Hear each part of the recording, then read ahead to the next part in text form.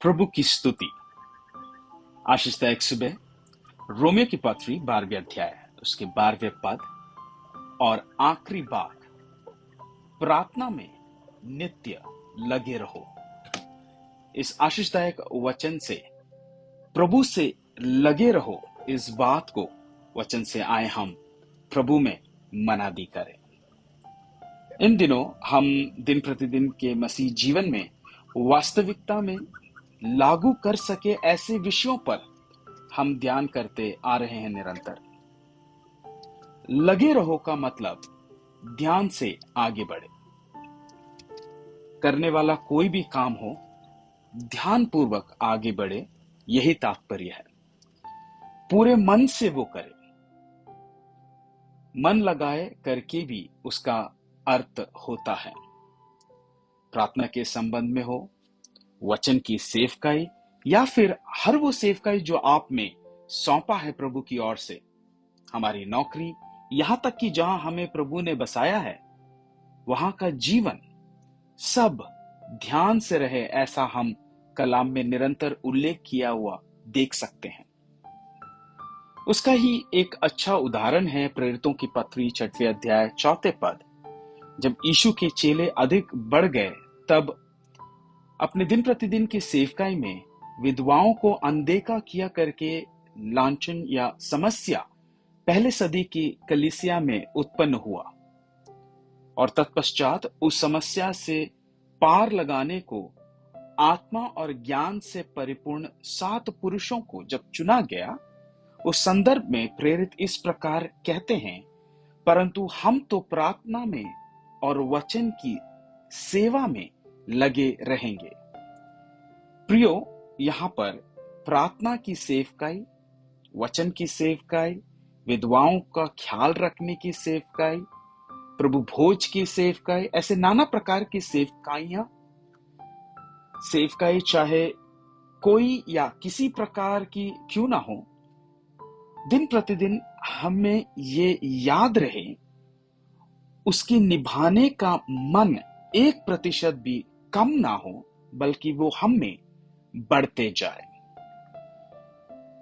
सेवकाई में ये सोचकर कि विधवाओं के प्रति है, लावारिसों के प्रति, जिनका कोई नहीं, सोचकर उसमें आलस न बरते। एक दूसरा उदाहरण हम पाते हैं नेहम्याह के विषय में। उसके 5वें अध्याय और 16वें पद में कहते हैं, फिर मैं शहरपनाह के काम में लिपटा रहा और हम लोगों ने कुछ भूमि मोल ना ली, और मेरे सब सेवक काम करने के लिए वहां इकट्ठे रहते थे। यहां पर इससे पहले जो देश के अंधकार की शक्तियां थी, अधिकारी, पुरोहितगण, सब लोगों को सताने के अलावा कोई सेवा टहल नहीं किया था, क्योंकि उनमें परमेश्वर का भय नहीं था। नेहम्याह, जिसमें प्रभु का भय था, प्रभु के सेवा में निरंतर मन लगाकर ध्यान पूर्वक आगे बढ़े हैं करके हम उस पढ़े गए वचन से समझ पाते हैं। यशायाह नबी की किताब 32वें अध्याय और 8वें पद, परंतु उधार मनुष्य उदारता ही की युक्तियां निकालता है, वह उदारता में स्थिर भी रहेगा। प्रियो, आज के सवेरे प्रभु आपको समझाए हुए कुछ उदारता की बातें हैं, उससे निरंतर करने में मन श्रमित ना हो, ध्यान पूर्वक हम उसमें बढ़ते रहें।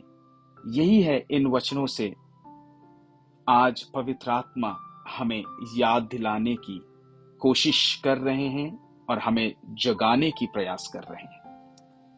पहले तिमोथी उसके 5वें अध्याय और उसके जो 5वें पद है, वहां पर प्रेरित पौलुस विधवाओं के विषय में जब कहते हैं, इस प्रकार उल्लेख किया है, जो सचमुच विधवा है और उसका कोई नहीं, वह परमेश्वर पर आशा रखती है और रात दिन विनती और प्रार्थना में लौलीन रहती है। प्रियो, प्रभु के सम्मुख प्रार्थना में और वचन की मनादी में, आत्मिक सेवकाइयों में, नौकरियों में क्या हम लगे रहते हैं?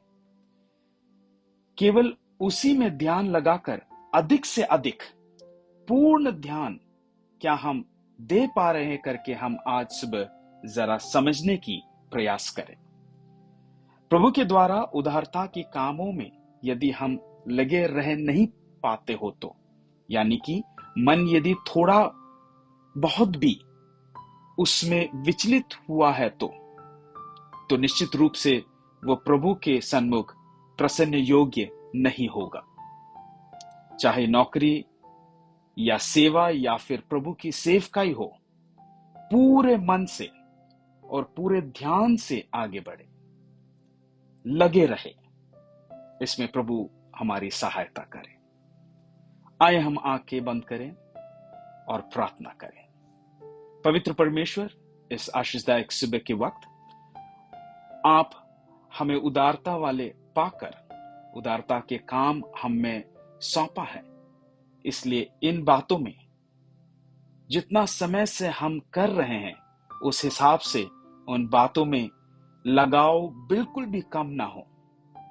ध्यानपूर्वक मन लगाकर प्रभु के नाम की महिमा के लिए प्रभु के भय से कर पाए, इसमें हमारी सहायता करें। यीशु के नाम में आमीन।